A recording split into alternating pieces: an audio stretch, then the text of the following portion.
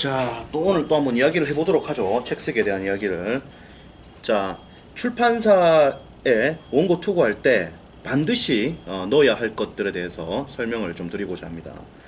여러분들이 이제 출판사에 원고 투고를 할 때 자기 마음대로 원고 투고하면 안 됩니다. 원고 투고를 할 때는 반드시 넣어야 될 것이 있어요. 첫 번째로는 바로 출판 기획서입니다. 출판 기획서. 출판 기획서라고 하는 것은 여러분들이 내 책이 이러이러한 이유로 팔림으로 출판을 해주십시오 라고 말하는 어떤 한 장의 어떤 요약된 어떤 제안서다, 뭐 이렇게 보면 됩니다. 다시 한 번 더. 내 책은 이러이러한 이유들로 많이 팔릴 것이니 출판을 한다면 귀출판사가 굉장히 이익을 볼 것이다 라고 하는 취지로 제안을 하는 일종의 제안서다 라고 보시면 됩니다. 이 출판기획서라고 하는 것은 일종의 출판 투자 제안서잖아요. 맞잖아. 내 책을 내주고 출판사에서는 출판 비용을 부담해주고 일종의 리스크 부담을 해라는 것이거든, 출판사한테. 왜? 원고 내용이 좋으니까 해라 이거야. 그런 취지의 제안서가 바로 출판기획서다, 이렇게 볼 수 있는 거죠. 그렇기 때문에 출판기획서를 여러분들이 이제 이런 어떤 투자 제안서의 형식으로 잘 써야 돼요. 양식들이 있습니다. 양식들은 제가 쓴 책 쓰기의 정석이라는 책을 보시면은 그 안에 출판기획서 쓰는 법을 제가 써놨습니다. 양식도 잡아놨어요. 그걸 보시고 따라서 쓰시면은 됩니다. 그리고 여러분들이 원고 투고할 때 반드시 넣어야 될 거 바로 전체 목차입니다. 반드시 넣어야 될 것이 전체 목차를 넣어야 돼요. 목차를 안 넣는다, 책 안 내겠다는 소리입니다. 목차를 안 넣었다, 책 안 내겠다 소리예요. 목차가 제일 중요해요. 목차를 넣어줘야 됩니다. 목차를, 전체 목차를 하나의 파일로 잡아두십시오. 그래서 출판기획서 파일 하나, 그 다음에 목차 파일 하나, 그 다음에 전체 원고 파일 하나, 그래서 총 3개 파일을 투고해야 돼요. 그래서 여러분들이 원고 투고를 할 때는 반드시 뭐다? 출판기획서와 전체 목차와 전체 원고를 투고해라. 자, 전체 원고를 투고하는 부분에서는 이런저런 말들이 많을 수 있습니다. 근데 일반적으로 전체 원고를 투고를 해야 돼요. 그래야 안전하게 출판이 잘 됩니다. 왜냐면은 전체 원고를 투고할 때 출판사에서는 그 전체 원고를 가지고 편집만 해가지고 내면은 돼요.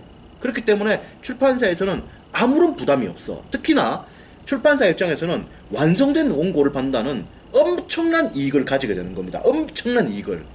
출판사에서 책을 낼 때 일반적으로 투고된 원고를 받지 않는다면은 찾아가가지고 원고를 써달라 그래. 그러면은 기획을 잡아가야 되지.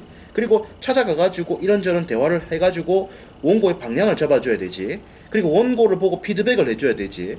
안 쓰면 안 쓴다고 닥달을 해야 되지. 그래가지고 이거를 쫙 끌고 가가지고 1년이 걸리고 2년이 걸려가지고 비로소 완성된 원고라고 하는 보물이 나오는 거단 말이야. 보물이. 근데 이거는 원고 투고 이거는 보물을 완전하게 만들어가지고 딱 주는 거야. 그러니까 출판사 입장에서는 이거는 기가 막히는 거야. 너무 좋은 거지. 하기 때문에 전혀 부담이 없고 너무 좋은 거야. 더군다나 외서 같은 경우에는 이 비용도 많이 내야 되는데 국내 저자 같은 경우에는 비용 부담이 그렇게 크지 않거든. 사실은 300만원 주면 되거든.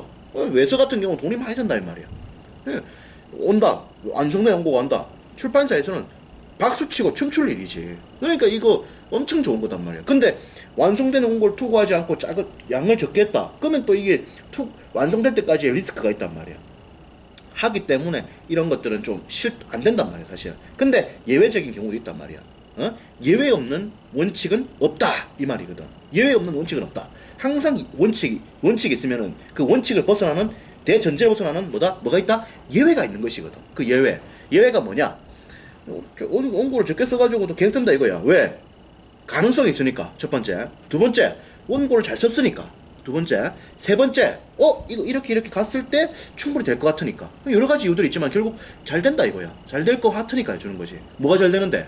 컨셉과 원고의 퀄리티가 탁월하다 이거야. 하니까 믿고 해주겠다 이거야. 그랬을 때 계약을 하는데 10%, 20%, 30%만 투고해도 계약이 될 수 있습니다. 근데 10%대는 좀 리스크가 있고 한 30%대 정도, 하고는 한 50%대 정도 써가지고 투고했을 때 계약될 가능성은 매우 높다. 이렇게 보시면 돼요. 다만 출판사하고 대화를 해가지고 이제 가야 되기 때문에 조금 힘들 수 있어. 다만 출판사랑 대화를 하니까 원고 퀄리티가 더 좋아질 수는 있어. 난 내 스타일은 아니야. 나는 그런 건 좀 싫더라고. 하기 힘들어서. 그래서 저는 이제 100% 완성 원고 투고를 이제 저는 좀 고집합니다. 그리고 저자 입장에서도 그게 쉬워요. 사실 책을 내기가. 근데 예외적으로 이제 그렇게 하는 분들도 있어요. 적게 해가지고 하시는 분들도. 왜냐면은 여러 가지 이유들이 있으니까. 그래서 여러 가지 이유들이 있어. 예를 들어서 뭐 계약이 안 될 것 같다 이 말이야.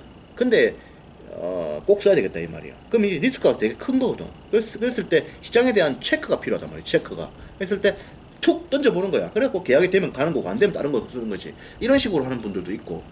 그리고 뭐 일단 다 쓴다기보다는 출판사와 같이 작업을 하면서 하는 게 본인 성향에 맞다. 이런 분들도 있단 말이에요. 그러면 이제 그렇게 하는 거지. 대신에 이렇게 할 때는 원고 쓰는데 시간이 좀 더 많이 걸릴 수는 있는 거고 그런 거죠. 어쨌든 그렇습니다. 그래서 여러분들이 책 쓰기 할 때, 원고 투고할 때 첫 번째 전체 원고, 두 번째 출판 기획서, 세 번째 전체 목차를 넣어야 됩니다. 이렇게 해서 투고를 해야만 출판 계약이 된다. 이렇게 보시면 돼요. 제 책 쓰기 정규 수강생분들도 이러한 방식으로 원고 투고를 했고 100명 이상이 작가 데뷔에 성공을 했습니다. 여러분들도 하실 수가 있습니다.